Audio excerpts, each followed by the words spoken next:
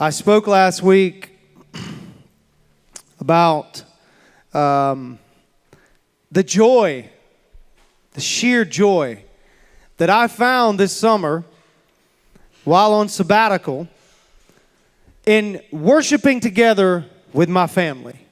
Man, I said last week, 832 times since my boys have been born, 832 Sundays have gone by, and I've been able to worship with them together as a family less than 5 Sundays of those 832. So you can imagine every week when Wednesday came and we began to get to Thursday, Friday, Saturday, man, I was just getting excited. It's all I could think about. I'm ready to go to worship. I'm ready to worship. Oh, this is awesome. Yes. And we drove together, sat together, worshiped together, left together. And I say that to remind you again, those of you that get to do that on a weekly basis, you get to drive together. You get to worship together, sit together. That is a gift. Do not ever take it for granted. Even when you are arguing together in the car on the way over here, put that down. I don't care what it is. That is a gift. Never take it for granted. We went to some pretty spectacular places to worship, some pretty awesome churches. Here's a couple of them. One like that. One of the things I want to point out here is really cool. One of these churches we went to, if you'll notice, right in front of us, that section, see the signs that say student section? They have a banner. There's a section of their worship center that they reserve, and it's just for the teenagers. That's just their section. And that Sunday morning, there was like 100 of them in that section. As a matter of fact, they were coming and getting turned away. It was amazing. It was awesome. I was like, wow. And then we went to there's a couple more. We went to church. I mean, I'm telling you, hands up, everybody's up, excited, fired up. I mean, it's just people. I said this in the first service, man, it was awesome. Some of these churches, the passion, the excitement, people were up. I mean, I felt like I was walking into some of them, one in particular, felt like I was walking to a WWE or a UFC fight. It was just, yeah, come on, yeah, everybody. I mean, one of these churches, we rode down the interstate, got off the interstate, and when we got on the highway, 4-lane highway to get into the church, immediately we were in a long line of cars. There was a long line of cars waiting way down the road just to pull into the church. This many people lined up waiting to get into church. Some people today, if you had to wait to get in church, you just turn around. But these people waited. They waited for it seemed like we were there 20 minutes, 10, 15 minutes. We waited. Then when we pulled into the parking lot, we had to wait another 10, 15 minutes just to find a parking space. People just coming. It was mayhem. People waiting to get in. And I remember, my window was down. I remember one of the parking lot greeter guys said to another, he goes, I don't know where we're going to put all these people. And I was like, dude, do you know how many churches that would kill to have your problem right now? It was amazing. And then we pulled in and we're all walking into church and everybody's like, all right, yeah, all right. I mean, everybody's excited. Like like I said, I felt like I was walking into a wrestling match it was even bigger than an NFL game. I was like, yeah, all right, yeah. And then we got in there and the downbeat hit and the music started and immediately everybody was like, whoo. And they came in. You could feel it. I mean, just when people stood up, you could feel it. It was just like, whoa, yeah, come on. And we were singing and worshiping. And I said this in the first service. I said, if Bill would have been beside me, I would have punched him because I was that fired up. It was just like, yeah, come on, yeah. Oh, yeah, chest bump or something. I mean, it was just, I was like, God. And then we worshiped all the way through to the end. And it was incredible. The sermon was incredible. And then as we were leaving, there was another service to follow us. And as we were coming out, I looked at all the people coming in who were vying and wrestling for the parking spots, the few that were left available and the ones that were about to be left for those of us leaving. But then I looked off to my right, and there was a line of people at the door. It started at the door, and it was wrapped around the entire building as far as the eye could see, just waiting to get in. I looked at this, and I was like, wow. And another line of traffic down the road. I'm telling you today, He's Alive Church. We need to create a traffic jam on Highway 29 for people to get into 1310 North Cannon Boulevard. Do you hear what I'm saying? I'm telling you. Why can't that be here today? But that's another sermon for another time. But as I walked out and I looked at all these people waiting to get in, I was just like, oh, how incredible, how awesome is this? And then we walked to our cars. And as we were walking in, I saw all these cars coming in, and I noticed what we were about to get into getting out. I turned to my boys, and I said, boys, you've seen Carolina Panthers traffic jams. You've seen Charlotte Hornets traffic jams. You've seen Charlotte traffic jams. But you're about to see your first church Christian traffic jam. Pay attention closely. And sure enough, we got in our car, and because I was not part of the culture, I wonder why everybody was backed into their parking spots when we pulled in, but I just pulled in. So I pulled in, and we're parked this way, and the line of traffic is going that way. So the only way out is to back out. So I put it in reverse and put on my tail lights. Now, I was not going to... Listen, in a normal situation like that, I would have just, driving the kind of cars we drive, which are like old beat-up cars that are about to die, I just put it in reverse and going, whoop, and gone. That's the beauty of driving like old cars. Like, you just don't worry. But because, it was worship and this was the best of the best, I was like, I'm going to do the Christian thing, and I'm just going to be kind, and I'm just going to just put on my taillights and just wait for another selfless Christian to let me out. And as soon as that happened, I said, boys, now pay attention. Because you've seen the best that these people have to offer. And that's the way it should be. Every Sunday, whenever you go to a church should be putting forth the best they have to offer. You should be bringing the best worship that you have. Our greeters, our experience team, the best we have. Everything that we do should be the best we have to offer for God's glory and for His kingdom, and to display that what we're doing is actually the best option on planet Earth, because it really is, and beyond. I said, boys, but when we got in this traffic jam, right there in the best of the best, I said, boys, you've seen the best of the best, but get ready, because you're about to see the worst of the best. And sure enough, we sat there and waited and waited and waited, as all of these selfless people going in became really selfish going out, because they were all vying for the same restaurants we were going to across the street. And we waited and we waited and we waited. And I said, boys, sooner or later, some Christian is going to do the Christian thing and let us out. And sure enough, finally, it happened. Somebody stopped and went. I was like, and then we backed out, and then we went, and then we got, and we had to turn right, and we had to wait in another long line of traffic just to turn right. I said, boys, here we go again. And we waited. And waited and waited for some selfless Christian to let us out.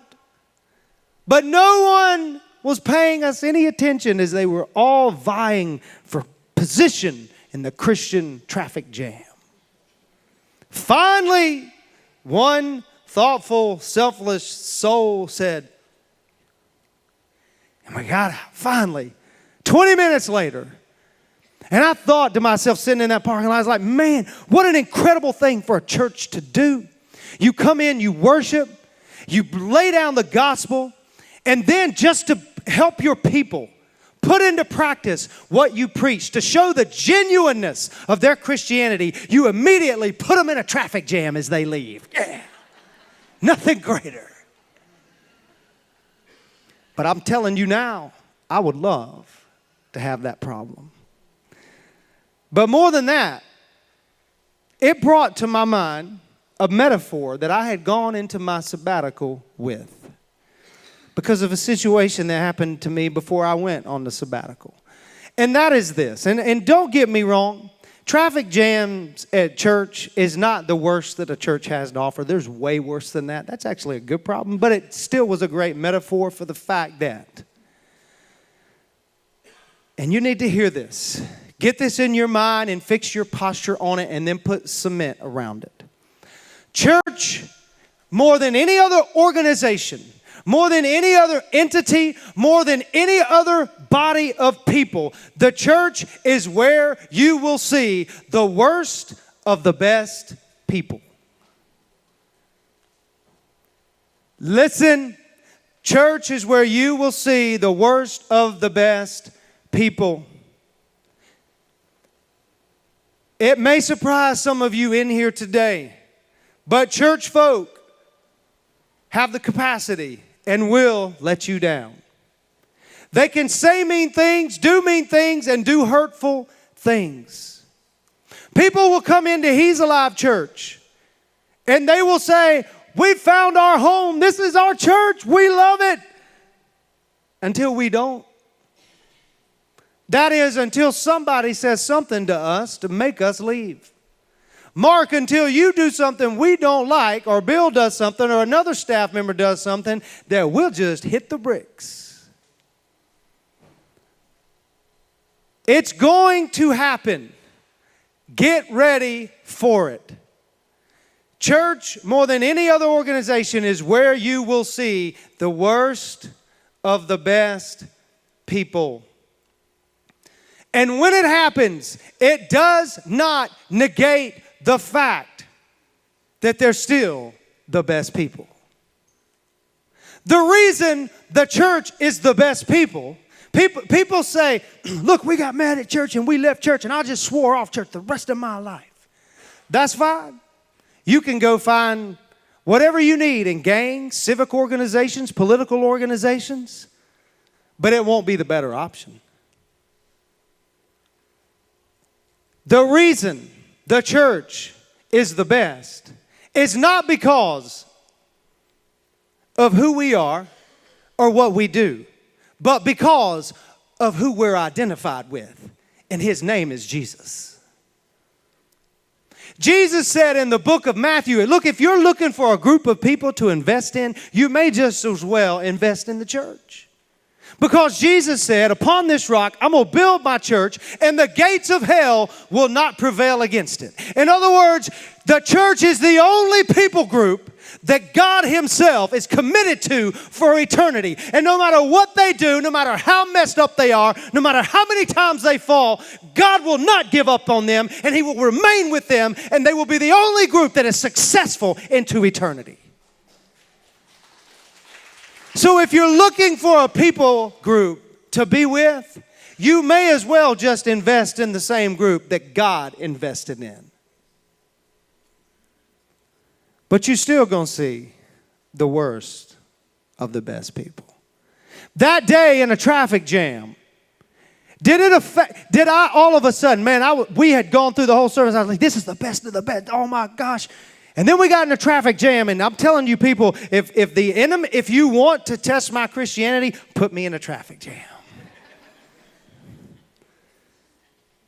I will cut you to get where I'm going. It's not pretty.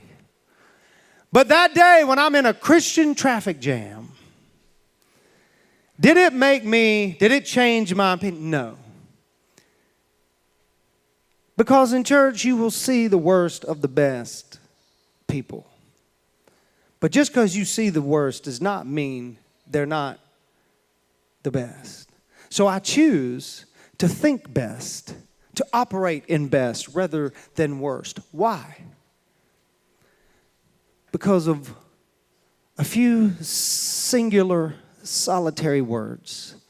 Things like forgiveness, grace, mercy. Why? Because I was the benefactor of the forgiveness of Jesus Christ. And when he forgave me, I know what I was before Jesus got a hold of me. And I know what I would be today without Jesus in my life. I know the horror I'm capable of apart from him. I know that apart from him, I have no eternal significance, but yet he chooses to use me. And when he forgives me on a daily basis, it is absolutely unthinkable that when someone offends me, I would do anything other than offer to them the same forgiveness, grace, and mercy. Because when he picked me up and forgave me, he said, Mark, he said, church, I have given you the ministry of reconciliation. So go extend that same ministry to everyone else. The reason we can take that posture is because of what we've been forgiven of. We extend the same forgiveness to others. That's why Jesus prayed this prayer in the book of John. You know, Jesus, he actually prayed for you. And in John 17, he says, Father, my prayer is not for them alone, that being the church, for believers. He says, I pray for also for those who will believe in me through their message. That's kind of like a little indicator that that's why we're on planet Earth, to spread the message of Jesus. Your job, my job, that's why we're created, to display his glory. So I'm praying that for those who believe in me through their message, that all of them may be one, Father, just as you are in me and I am in you. I'm praying, Jesus, that they'll be one, not divided, not holding bitterness and grudging in their hearts, not holding unforgiveness, but that they'll be one. They'll be united, not divided. Why? Here's why. So that the world may believe you have sent me. In other words, the degree to which we're able to forgive each other, walk in reconciliation with those who hurt us, is the degree to which we will be effective in spreading the gospel. When you walk in bitterness, unforgiveness, and hatred toward the people who offend you, the people who hurt you, it is a catastrophe to the glory of Jesus and the spread of his gospel. When you choose to live in broken relationships, choose brokenness rather than healing, it's a catastrophe to the spread of the gospel. Now, you can only control you, which is why Paul also said, and as far as it depends on you, you can't control what someone else does. But our ability to walk in relationship with one another will be directly proportional to our ability to spread the gospel. You can't talk about reconciliation when you refuse to be reconciled with your spouse or your long-lost son or daughter or that coworker. And I know, look, there's some relationships that are dangerous. And you have to set parameters around those relationships. I'm not saying you got to keep letting people hurt you or keep letting people walk all over you. But what I'm saying is you refuse to let anyone move you to hatred. You refuse to let anyone move you to bitterness and unforgiveness. No matter what you may try to do to me, you will not move me to hate you. Why? Because of the glory of the gospel.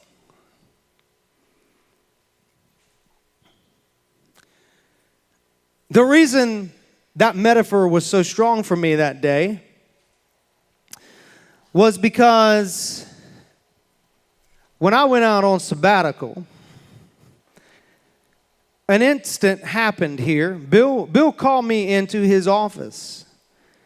And he said, Mark, I got to just tell you, such and such family has decided to leave the church. Now, I know this may shock some of you, but people actually do leave He's Alive church. Families have done it. Some for good reason. They've moved or God's called them on. And some for reasons like this. I said, well, why are they leaving? He looked at me and goes, because of you. I'm like, what have I, what?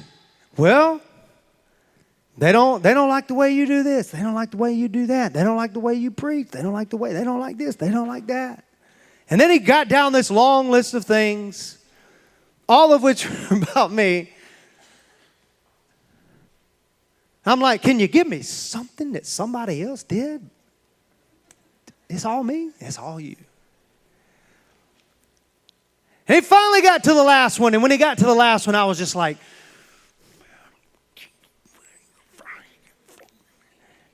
they said, there's just too many pictures of you on the walls in the church. That's all, that's what they said. Everywhere I go, that's all I see. That's all I see. I see him on the walls everywhere I go. He's everywhere I go. That's all I see. And I'm like, now don't get me wrong. I'm like, the last thing I would want is for me to be a hindrance to someone else being able to see Jesus. Because I don't want to touch God's glory. I know who I am apart from it. And I ain't no good. I don't want this church to be a personality-centered church, an ego-centered church, a church that centers around one individual. That's the last thing I want. So when he told me that, what do you think I did? I did what any humble, good pastor would do, and I got down on my knees, and I repented. No, of course that's not what I did. I did what the rest of you would have done. I said, well, I'm going to go count them right now.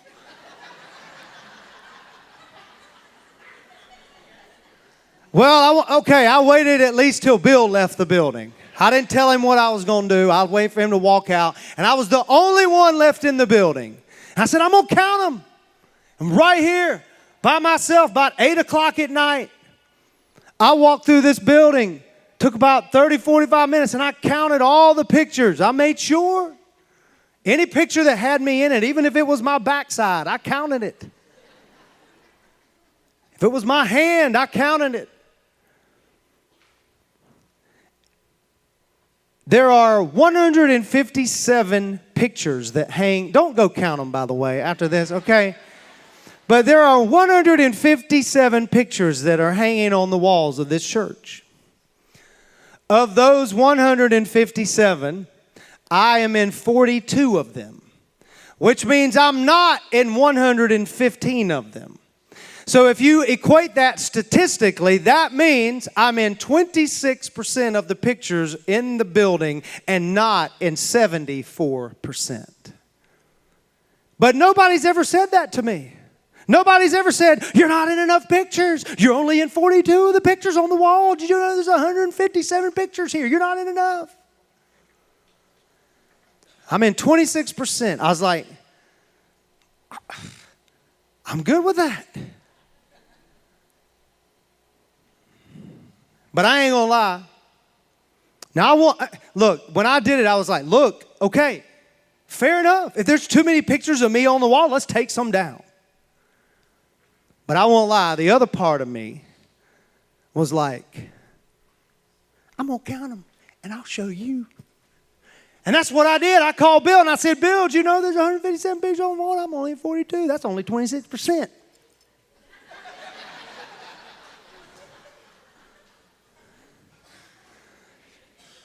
As soon as I hung up that phone, it was like God punched me in the gut and said, what are you doing? You just spent 45 minutes counting those pictures and doing mathematical equations that you ain't even good at to try to prove a point to someone who hurt you. You know why those pictures are on that wall. You know your heart. I know your heart. But what I did when I was hurt, I choose to focus on worse rather than best. And inevitably, that's what that individual was doing. Because when you get to the point where you walk around the building and the only thing you can say is, everywhere I go, I see you. All you're doing is focusing on worse, not best. And because that hurt me, listen, don't get me wrong. Whenever, that's the thing about being a pastor. I mean, you'll be the hero one week, and the next week you'll be the devil incarnate. And you just have to get used to that. But when people leave, it always hurts. And I won't lie. There's some people, when they leave, you go,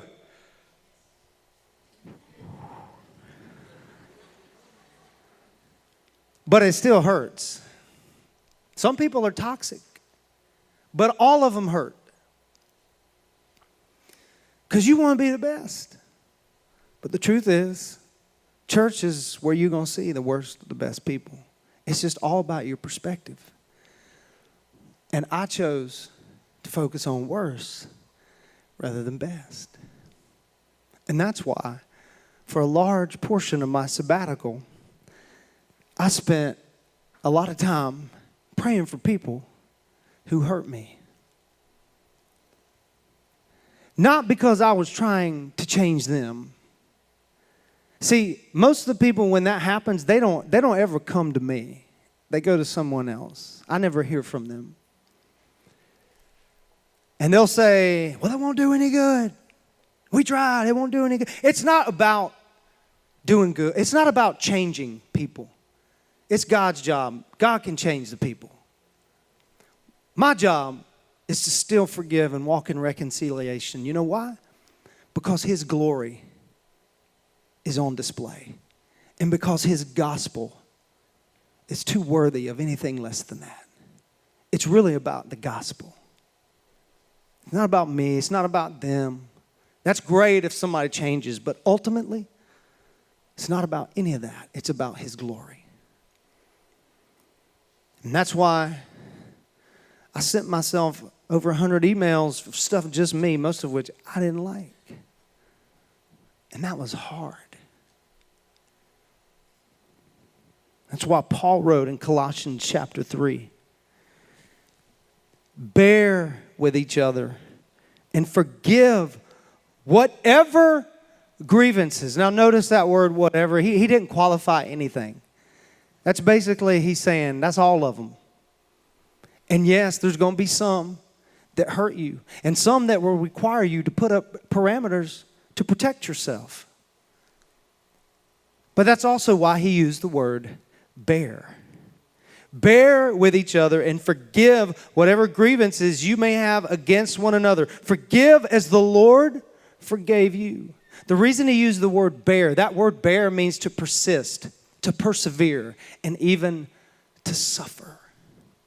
Basically what he's saying is, yeah, it's not going to be easy.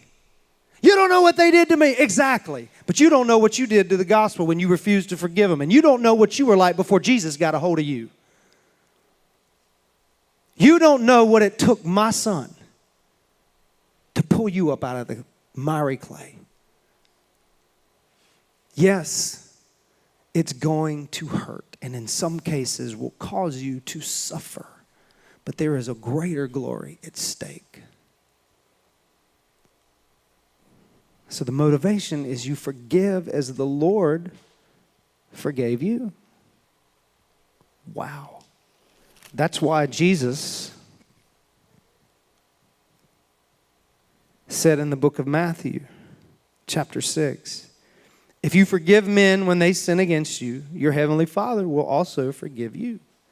But if you do not forgive others their sins, your Father will not forgive your sins. Look out. That's the motivation. A man came up to John Wesley one time and he said, Mr. Wesley, I have chosen the posture in my life that when someone hurts me, They will not, when someone sins against me, they will not receive my forgiveness. I will not forgive them. John Wesley looked at him dead in the eye and he said, then, sir, I hope you never sin. We forgive because what we've been forgiven of. So in other words, because I never got over what Jesus did for me, I can always get over what somebody else does to me. And when I get over what others do to me, I put on display what Jesus did for me. You see?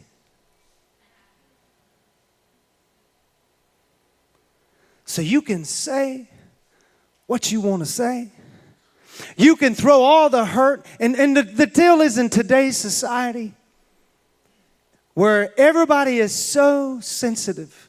If you say one thing, you're a racist, you're a bigot, you're intolerant. Some people just need to grow up and get over it. And when we choose to take the posture that I never get over what Jesus has done for me, that means I can get over what others do for me, have done to me, because I am motivated by that love. So therefore, whether you're politician or free, Republican, Democrat, liberal, conservative, gang member, thug member, criminal, ex-husband, ex-wife, husband, wife, long-lost children, prodigal child, disgruntled employee, co-worker, say what you may, do what you will. But for the sake of the gospel, you will not drive me to hate you. And you will not drive me to extend to you the same forgiveness that Jesus Christ gave to me. Because I know what I am without it.